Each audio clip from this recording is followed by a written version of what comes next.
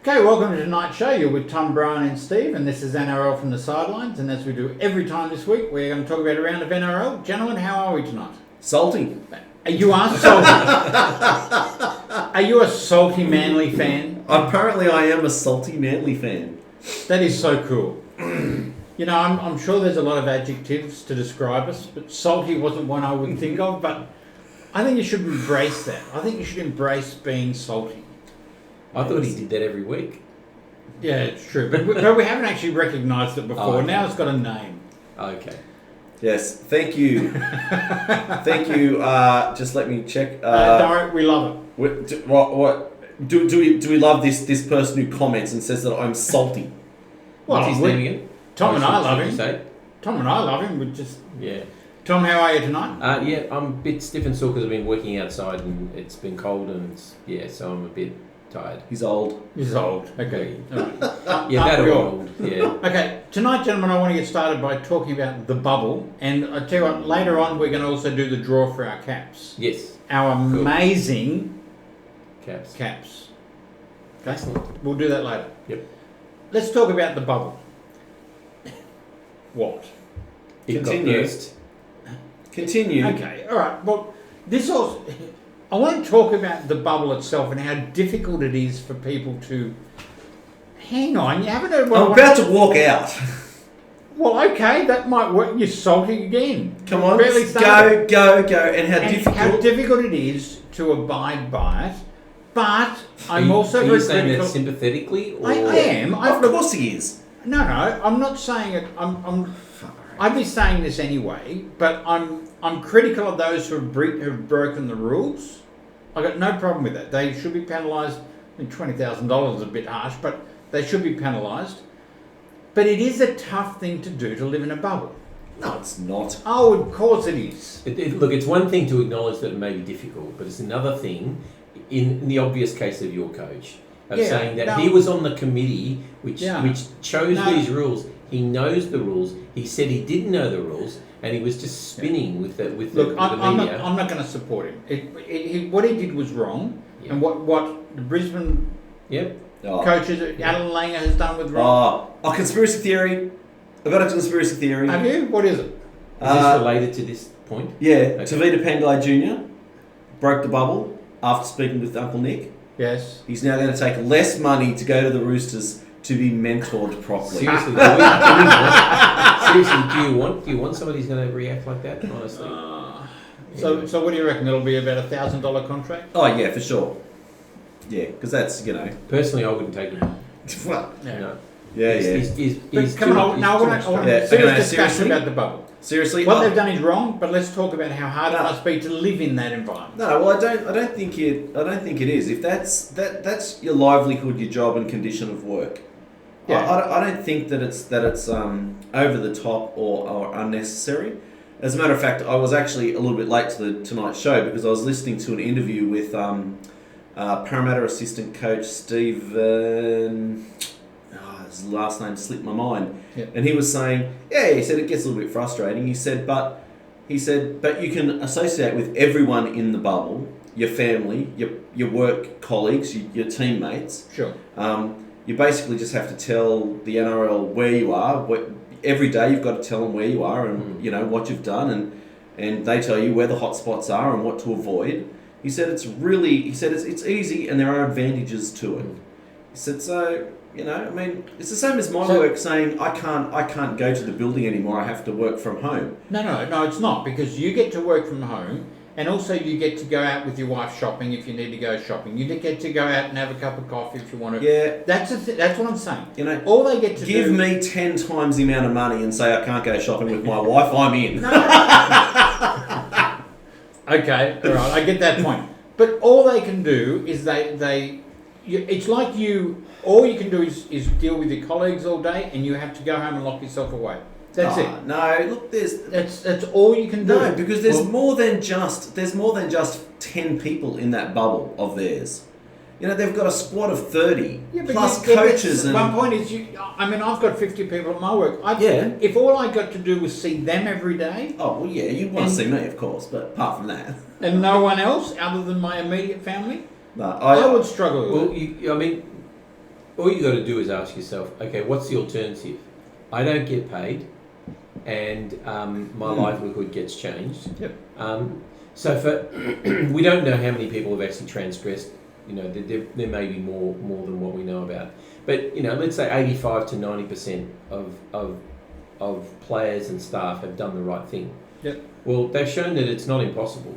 So you know, you can't sympathise with the small number of people who have personally, knowing the rules, knowingly gone out and broken them. Okay. And the other thing is, and put everybody else in jeopardy. Yeah, that's what you got to look like at. I said, I'm not defending them, but it is a tough thing to do. When we first went into lockdown, and no one could go out, and I had to work from home like everybody else, and I did it for 3 months. It was driving me crazy. Mm-hmm. It truly was. I had to get out of the house. I went for a drive to get a coffee out of a drive-through McDonald's, and I came home. I had to get out of the house, and I would imagine it's for these guys. It's just as tough. I'm not supporting them in any way. I understand, but you made that decision also to not break the rules. That's right, and they should do it too. Yeah. All right. Look, I'm not saying All right. I'm not defending. And the worst thing is the Broncos, who are already in the toilet. Seriously, I mean their careers, their season is just gone. Yeah. That just adds insult to injury. You know, if you're a Brisbane member, you'd be tearing up your memberships seriously and saying, "Are you guys for real?" Yeah. I mean, understand what happened with Steve Bolt. It's a family matter. He's made a decision, and he's you got to support people with family Has anyone issues. said what that issue was? I believe there was some small comment that could have been related to his daughter, who lives in Sydney. Maybe, who knows, health issue or something like that. Oh, yeah. So he's out of it. But I mean, Alfie and then Tavita Pangai, and they needed him. Well, Tavita Pangai is just being stupid. Oh, he's just being immature. That's just silly. Anyway. So let's get talking about round 13 of the NRL, and like I say, please keep watching because we're going to do the draw for the hats later. So, started out on Thursday night with the Roosters beating the Dragons 24-16, and if there was ever a time that the Dragons were going to win this game, it was this one. Yep. I mean, the Roosters have got an enormous number of players out at the moment, but they have the next man up mentality, and while they're not playing the kind of football they were playing outside of when they came out of COVID, they're still doing enough to win. And you could argue that the Dragons aren't very good, and the Roosters have scraped through on the last few games, but they're still winning. Yeah. And that extra motivation this week, because it was the Anzac-like game. It was Teddy's 150, and it was the mighty Orbo's 300th, and he scored a try, which is sensational. And who doesn't like Mitchell Orbison? Is there anybody in the NRL who does not like Mitchell Orbison? I agree. He's just a guy who you can't not like. He's wholehearted. Yeah, he is. Siwa Takiaho ran for 306 metres because he was out there for 80 minutes, 70 minutes or something, because Jared wasn't there and he felt like he had to take up the mantle, and he did. It was superb. He was great from a Supercoach team.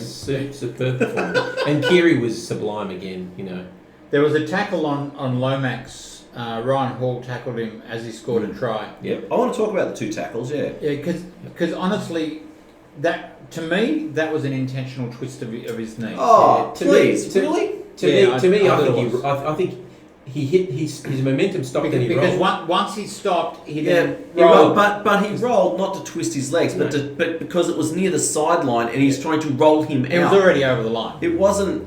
I don't even know. But it was like that. Yeah. It wasn't like this guy's got strapping on his leg. I'm going to twist it and try. Well, that was the one he twisted. And if you look at what happened after that, Ryan Hall could have got up and walked away. He looked at him as if to go, "What's this all about?" He felt that he had it twisted on intentionally, I reckon. Well, that's what Lomax thought. Yeah. I don't think Ryan Hall ever intended that. I just think he was trying to turn the player over the dead ball line. I actually think I think he knew the try was scored. You're going to do that with two legs, not one. And I thought that his body naturally moved in that direction. He should have let go. So what didn't? What did you want to say? Now I think the other tackle that the young fella. Now I take exception to the expert commentators on the television that called this game. Right. just You're before. very defensive tonight. Well, I am. Salty, You know, I'll tell you what. So it was the tackle on Luke Keary. Yep. So the big Dragons forward, I can't remember. Was it Kate Ellis? Yeah. No, it was Ford. Yeah, Jackson Ford. Yep. Came in to tackle, like to monster the little halfback. And he has copped dead set, I think, the best fend I've seen all year. It was a bang in the face. Basically, his momentum's just gone swoosh and his face is headed the other direction. You're talking about Ford's face? Yep. Yep. Because Keary has just absolutely smashed him. Open palm, best fend I've seen. Yeah. And his legs kept going, and now it's a trip, and all of a sudden the bloke's in trouble. Seriously. No, you're talking about when Keary was scoring the I try. didn't see him fend. That's a trip. That's a trip. I every How? defend. His face is that way. His body was horizontal. Sorry, no, No, absolutely not. And you know what? And you might disagree It's with going to me. be a long show tonight. You might disagree with me, but I have spoken to about 100 fans who all said, make sure you mention it because that wasn't a trip. Were they It was a salty as trip. well? What? Were they salty as well? Apparently, they weren't all Manly fans either. But no, that was just Well, it comes from living on the beaches, you know. and it was an accident. It was just part of the game. And nobody's going to mention Jake Friend. That was a pretty I awful. actually had him in my notes to talk about, but since he And has again, been charged, that's not Jake's form either. And he was really apologetic when it happened. It was just it was being loose, you know. And anyway, he's going to get off. I think Ryan Hall. He's going to get charged. He's going to get 75 points. Ryan Hall's is going to the judiciary, which is odd because he's not going to miss a game either way. You know. What did Ryan Hall get charged for? That tackle. Yeah. Dangerous contact. Like it's just the NRL's got no idea. Honestly, No, I'm sorry, I disagree. Zach with Lomax had a brilliant game. He was very, very good. He scored their 2 tries. You know. Yeah. And you know, he was fantastic, and he's getting better and better every week. But look, the Roosters just keep finding a way to win. Next week's going to be interesting, but we'll talk about that later. Okay, let's move on to the Manly game. Lotto Land on. Sorry, no, it wasn't. Yeah, it was Lotto Land on Friday night. Brian, Warriors 26, Manly 22. What was it? 16-0? No, it was 20-0 or something at one stage, if I remember right.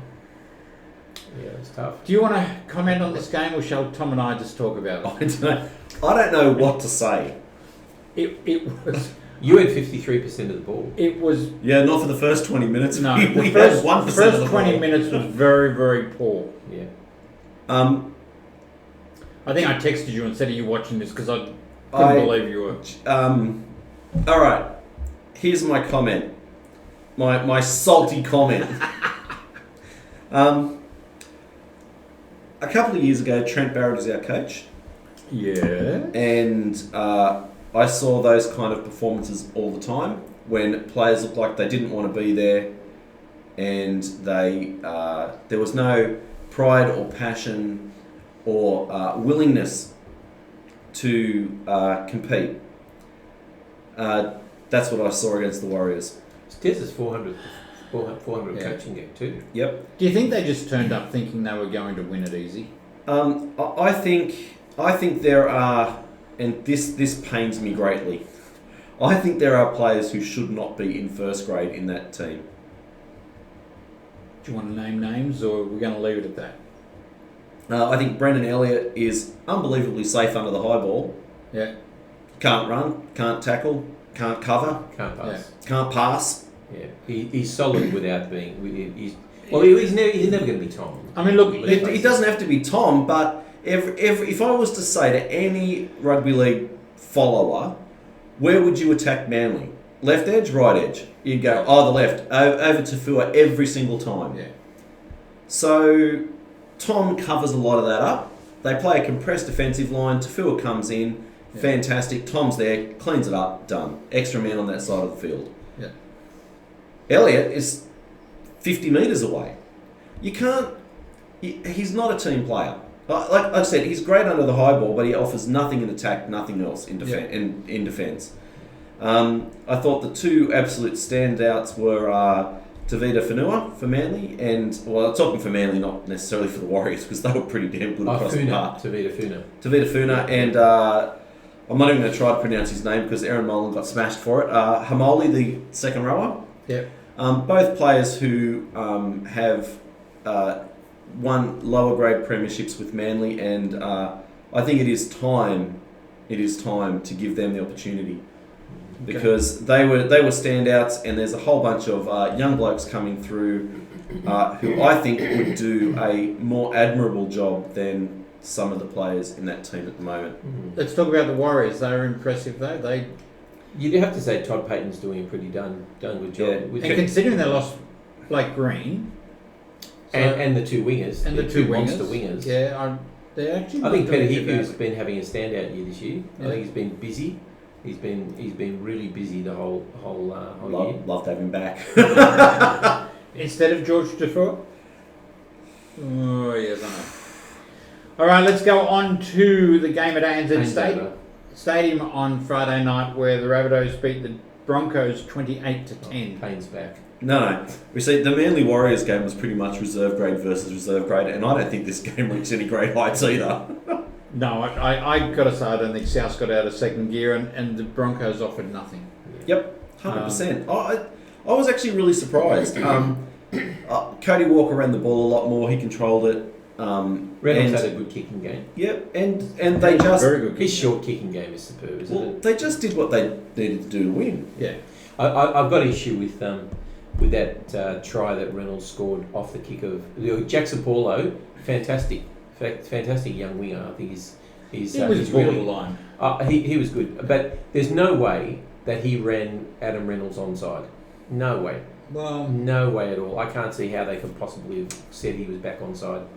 I didn't understand the rule. The commentators explained it. Yeah. I looked at it and I said, there is no way that Paulo has run Adam Reynolds back onside. Either. No way. I got to say, I thought it was touch and go. But you know, I'd probably say that of the Roosters too. But no, there was no way that happened. I had more of an issue with Tom Burgess's first try. Well, it was that he grounded with his wrist, and yet the week before, Tyson Frizzell bounced it off his wrist and he got the try. So different refs, different. Yeah. There shouldn't be any different interpretation. No, there shouldn't be, but there is. No. There is. But I tell you, two of those tries, Burgess's try and Nichols' try, were very soft. Nichols' try was probably the softest try I've seen all year. He surprised himself. I'm sure he thought, what the hell? Because I was watching, I saw him run through and I saw him over the line, so what just happened? It was not like he looked, he's like, he's cut through, he's looked left, he's looked right, he's gone, try line, I'm going. David Fafita had one really good moment when he scored that try. Yeah, but he's running over Cody Walker and he's close to the line. I mean, yeah. But the other times, it was interesting, he's running into the line and he's smiling when he's getting hit, and I'm thinking, is that arrogance? No. I'm not going to be here next year. No. Well, I don't know what that was about. He and Cody and Gagai were having shots at each other all night. Yeah, probably Gagai's best game of the year. Gagai played very, very well as well. Yeah, hasn't had a bad season this year. I was disappointed in the Rabbitohs because unlike the Roosters and unlike Melbourne and probably to a lesser extent Canberra, they didn't go on with it. Mm-hmm. Like I said, I didn't think they got out of second gear. I don't think I ever thought they were going to lose. But you know what? They don't seem to have that killer instinct either. You know, they just did enough to win, and I'm not sure that'll win you the premiership. But no. Well, you've already declared it. So. Yeah, you declared it already. Yeah, I'm changing my mind. Okay, let's go on to Saturday afternoon's game where the Storm beat the Bulldogs 41-10, and the poor Bulldogs were never in this. No, I so wanted the Dogs to win. Yeah, so did I. I just. Sorry, Sally, we did. Oh, it wasn't because it was Melbourne. I just want Brisbane to finish last. So there's no hate there for anybody except for the Broncos. Like this time I wasn't hating on the Storm. I was just hating on Brisbane. No, they got nothing. The Dogs. They weren't in it.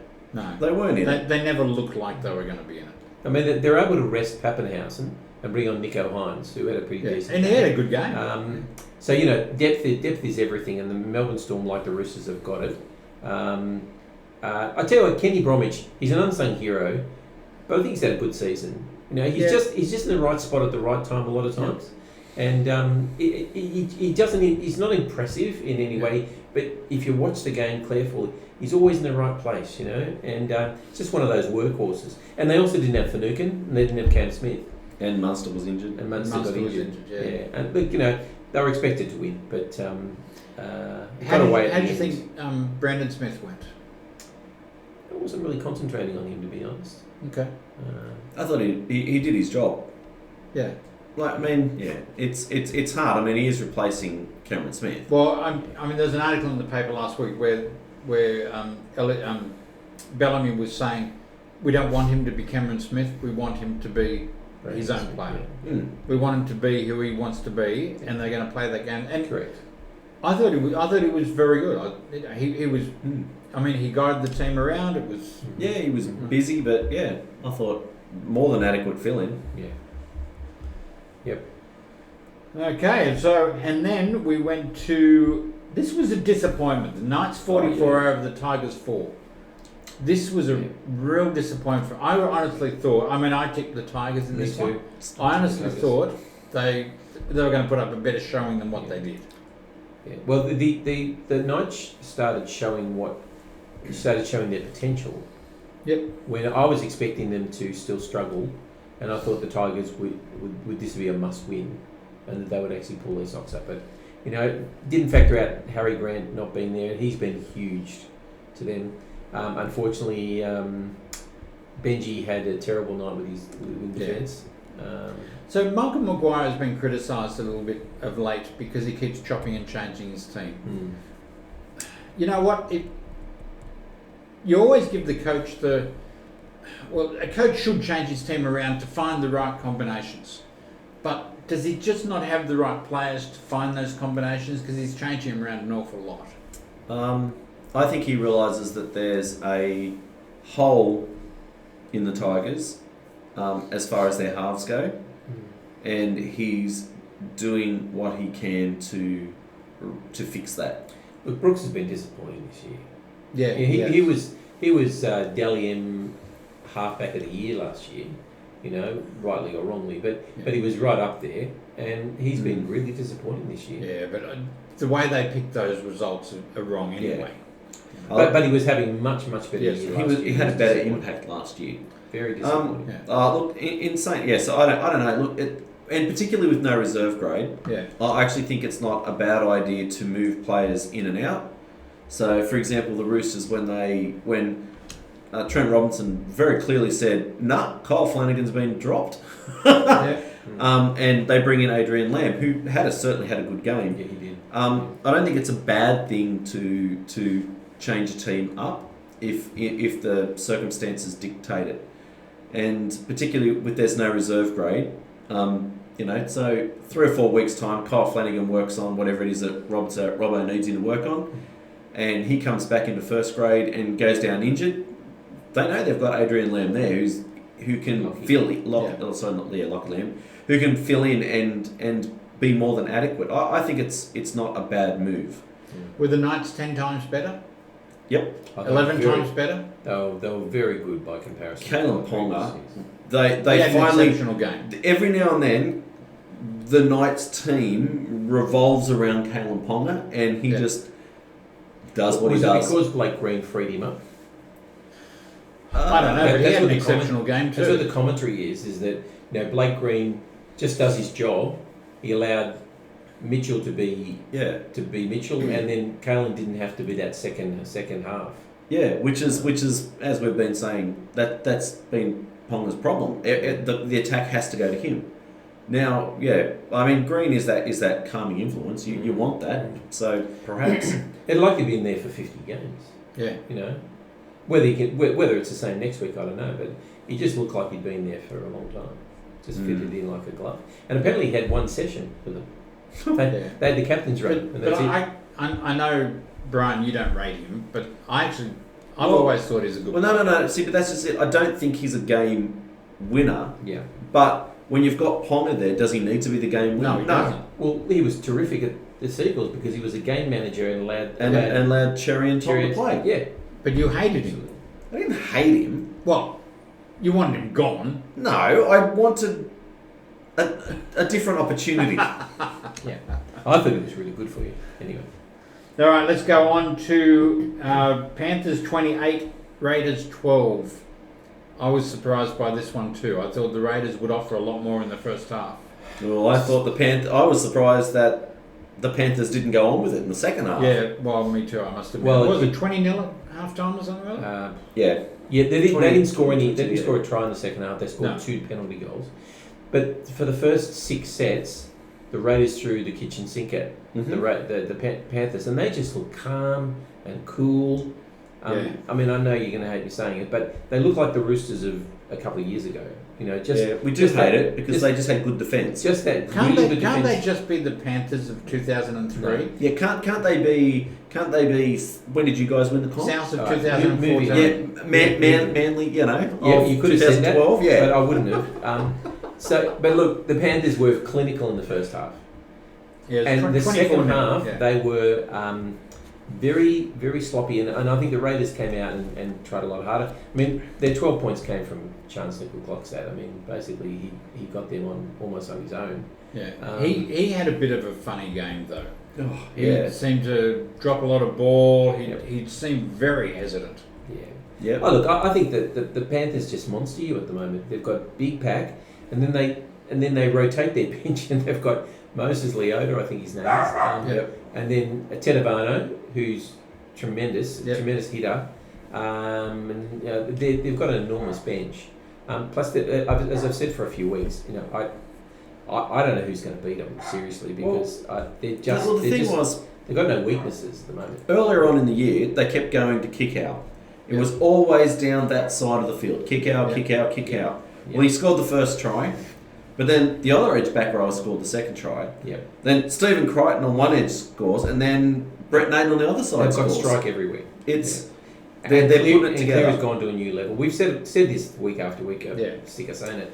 What do we think about I love Cleary's comment? I love it.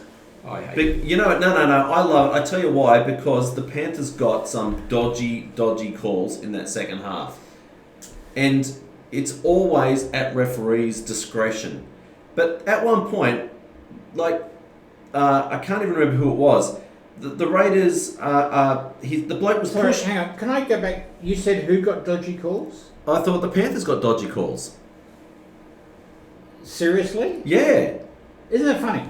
During the game, I texted Tom and I said Raiders are getting some very dodgy decisions in their favour. Oh, you're saying yes. So you're saying the same thing. So I agree. So there was at one point, Raiders are penned down in their half. Player gets pushed over the sideline, and the ref calls that it was a second effort by the Panthers player. Yes. The guy was out before the second player hit him. Not only that, he was sliding anyway. It was still momentum. At what point? And then Cleary's come out and said they were managed. Yeah. You know what? And I think that is the general perception of us as league fans. We hated the 2 refs. We love the 1 ref. But the inconsistency now in what happens, not from the ref, but from the video ref, because that decision went upstairs as well. Mm-hmm. That was a challenge. Yeah. And how does the video ref get it wrong? Because we're all looking at it going, oh yeah, okay. The Tom Burgess bounce versus the Tyson Frizzell. Yeah. The double movement last week of Isaac Yeo. It doesn't... There's no consistency. No. They need... You know what? We should be in the bunker. We should be in the bunker. The 3 of us. Some people would like us locked away in the bunker. Let me tell you, there have been a lot of sensible decisions. So I actually don't mind. The thing is, though, he got fined 20 grand for that. After the Brisbane game last week, Anthony Seibold said, the 50-50 calls don't go towards us anymore because we're at the bottom of the ladder. Correct. How is that not a 20 grand fine? But you know what? We have said that before as well. That it seems to be the teams that are winning get the 50-50 calls.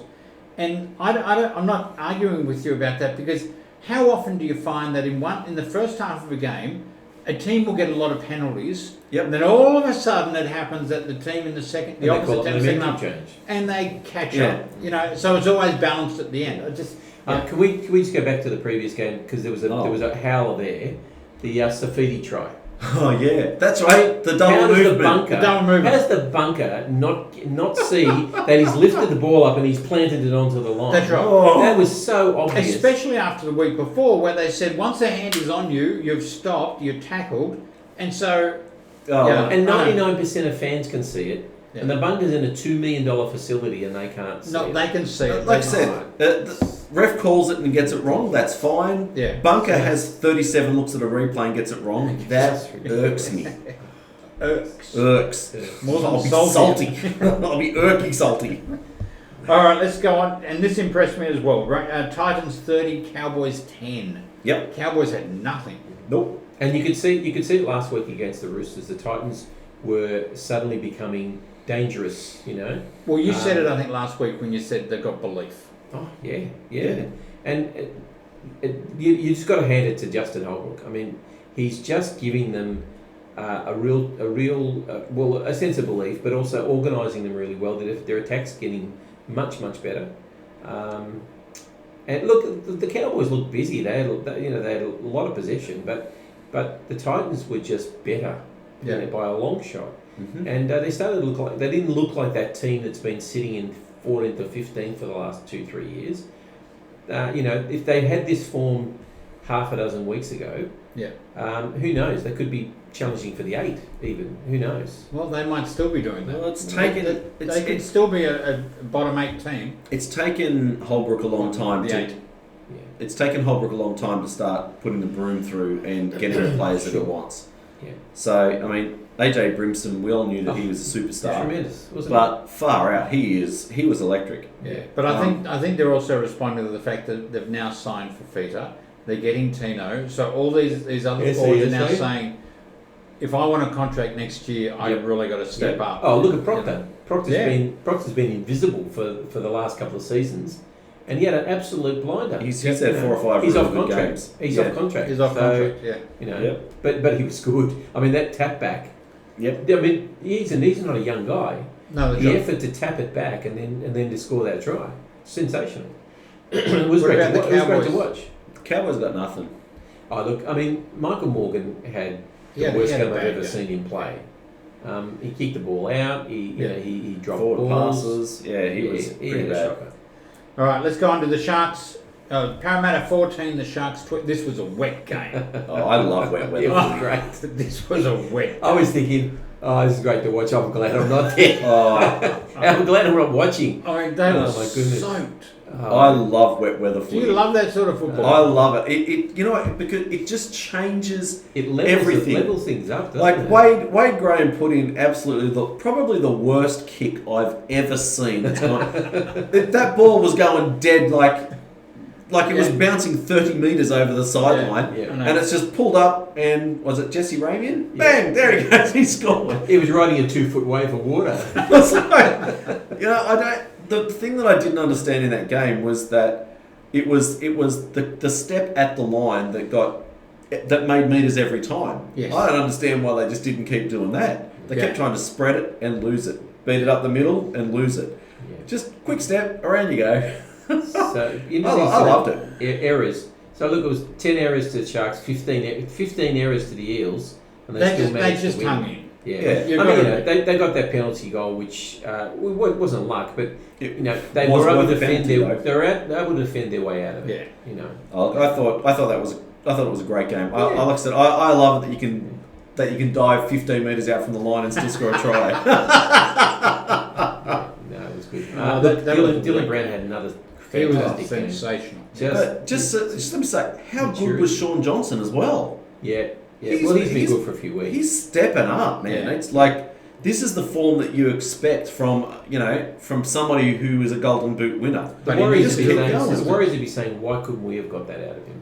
Well, but they did occasionally. Occasionally. Yeah, but this is now consistent. 4 or 5 games in a row where Sean Johnson has just absolutely. And they look like a premiership threat at times when they're in this kind of form. I mean, they've left their run too late, but they look at times like a premiership threat when they can put it. They've got the worst defensive record, I think, of the top 8.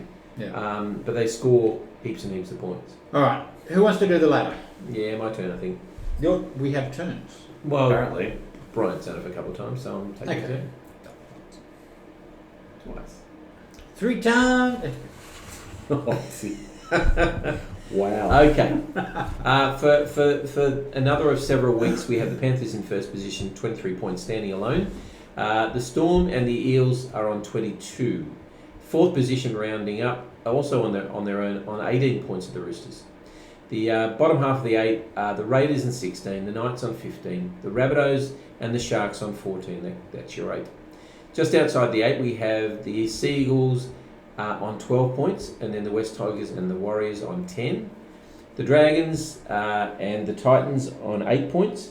The Cowboys and the Broncos on 6 points, and the Bulldogs still on 4 points. Okay, we're 7 weeks out from the end, gentlemen. Where's the 8 cutoff? Do any of you believe the Dragons will make the 8? No. Okay, do you believe the Warriors can make the 8? The outside possibility. Tigers? No. Manly? I think the problem with Manly is we've got to see who comes back. Yeah. They could turn their form around and just scrape into the 8. I mean, it'd be to get disappointing. Tom back, to get a few other players back, Brad Parker. And Well, yeah, I was going to say, like, I know that injuries aren't everything, but we've now lost our starting 1, 6, 9 Yep. for both props and both back rowers. Well, you'll probably get to power back. It's like, oh, he was. like. I don't think so, but that's. I don't mean that's pretty tough to overcome. So just on that too, Yep. should that have been a send off? I think so. Yeah. No. I was thinking you should have been sent off. No.